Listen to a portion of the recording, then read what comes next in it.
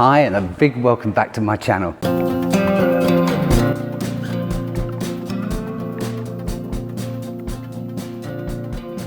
Right, I'm going to ask Darren one question because I was confused, and some of you may be as well.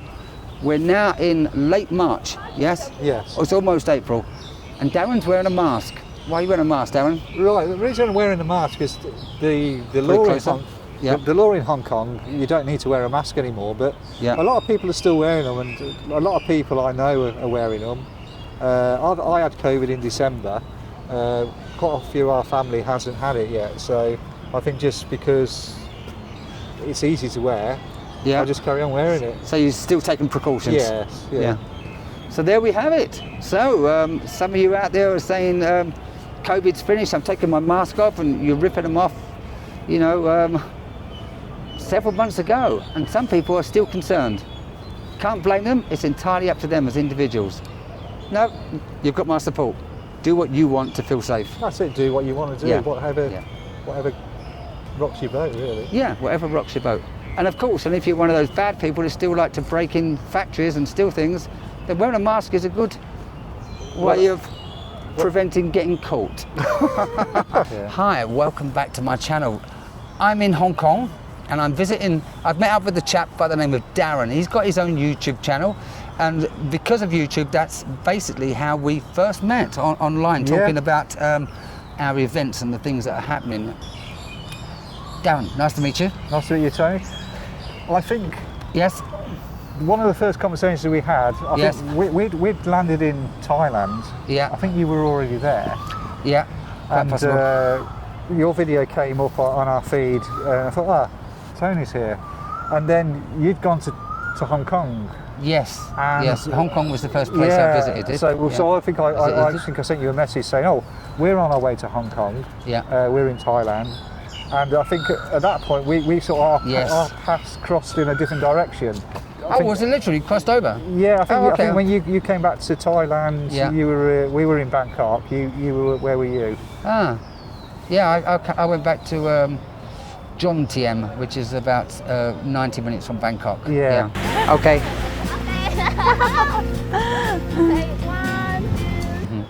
And then you went to Vietnam. I think we probably were in Hong Kong. No, the next place I went to was Taiwan. Taiwan? Yes. Oh, okay. Actually, I was in Taiwan for Christmas. Hey, it's Christmas Eve here in Taiwan. Merry Christmas to you and everyone around the world. Bye-bye.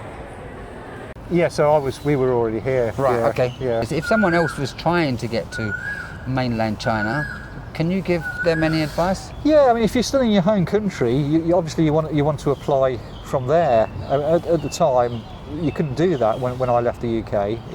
All the places, you couldn't apply for a tourist visa. It wasn't open because of the pandemic.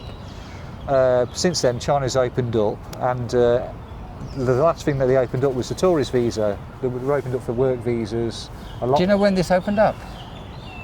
Off the top of my head, February something, I think. Okay, the end of February. Yeah, right. something, if I can remember correctly. Yeah.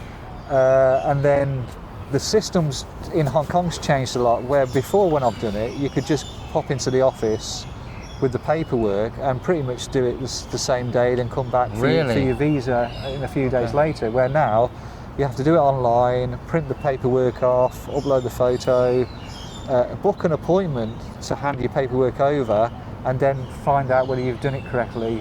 And and what's the time span of that? Well, weeks or days? Yeah, it's probably about weeks? For about two. I'd say when I did mine, it's probably about 3 weeks before you can get your appointment. Okay. And then I'm guessing, maybe up to 7 days afterwards when you get your visa. But because this is my first time redoing it again for so many years. Yeah. I'm not sure the process until I've finished the process, really. Right. And are you applying for a tourist visa with the hope of eventually staying in mainland, or? Well, your wife is Chinese. Yes, yeah. So mainland or Hong Kong? Well, it's Hong Kong, but she can just travel across to the mainland without me. Simple. In fact, she's with there, the Hong Kong. She's there today.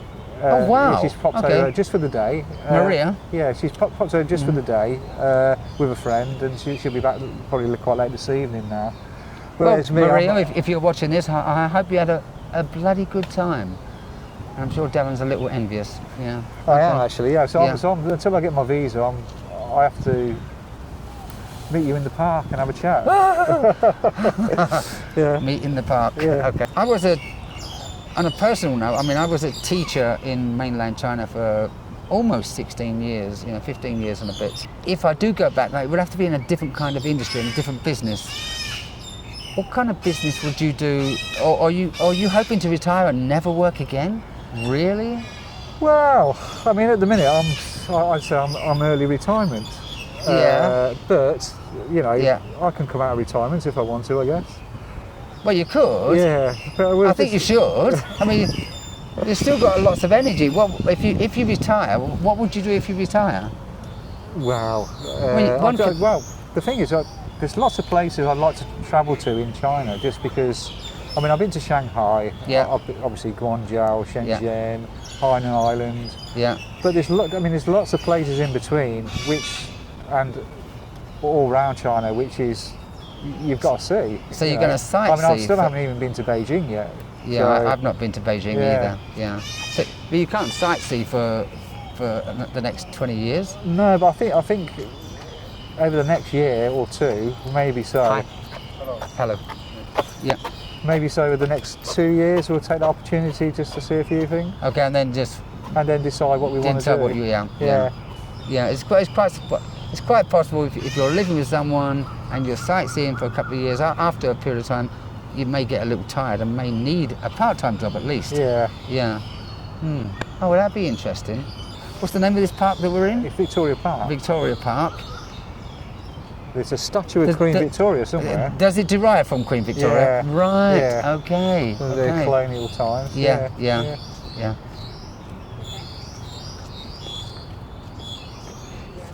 I don't know if I'm allowed to say this, but I'm going to say something. I spoke to a couple of gentlemen yesterday here in Hong Kong.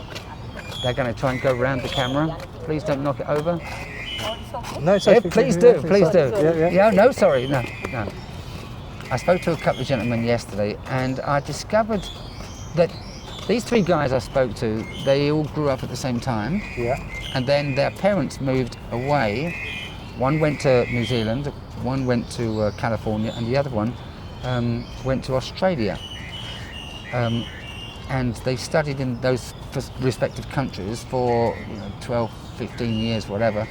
And now those guys have all returned, and they was having like a reunion. This was yesterday I met these guys. Right. I never knew, and that was the first time I realised as well, they left because of an incident that happened in 1997. 1997. Yeah. 1997, 1998. Their parents were worried about something. Do you know what it is I'm referring Well, to? we were in the handover back to China. Exactly, yeah. It was the handover. Now, that was the first I realised that people were petrified to stay in Hong Kong during that period, and they was looking for a way out because they feared what was going to happen to them, so they moved away. Have you heard this story? Well, it's I mean, in the UK at the time, there was in the press there was lots going on. There was what's going to happen when the Britain hands Hong Kong back to China. Was it Chris Patton? So Chris Patton was the man in charge here at the time, and he was the first politician to be the governor. Yeah. All the rest were, I think they were just assigned, but he was the first politician assigned to really, to make big changes, I guess. Yes. Now, you can argue which way them changes went, I guess. But being a conservative politician, it's probably the same way it's going at the minute in the UK, not very well.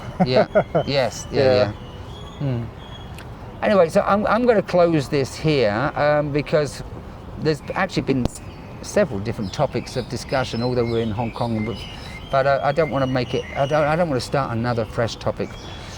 So with that, I'm going to say to Darren, thank you very much for your time. Yeah, thank you, Tony. Yeah, you're welcome. And if you've liked what I've said, then give us a thumbs up. If you disagree with anything that I've said or what Darren said, then please write a comment in the comment section below. and tell me your thoughts and opinions of Hong Kong, why it is like it is, and how it got to be like it is as well. Anything you'd like to add before? Yeah, we'll just say, if you liked Tony's interview and you want to see what I do, pop over to my channel, which is Darren in China, on YouTube, and you can watch something else as well as Tony's. Exactly. And I'll put a link to Darren's channel in the comments below. So other than that, take great care. See you in the next video. All the best. Bye bye. Take care. Thank you very much for watching. Don't forget,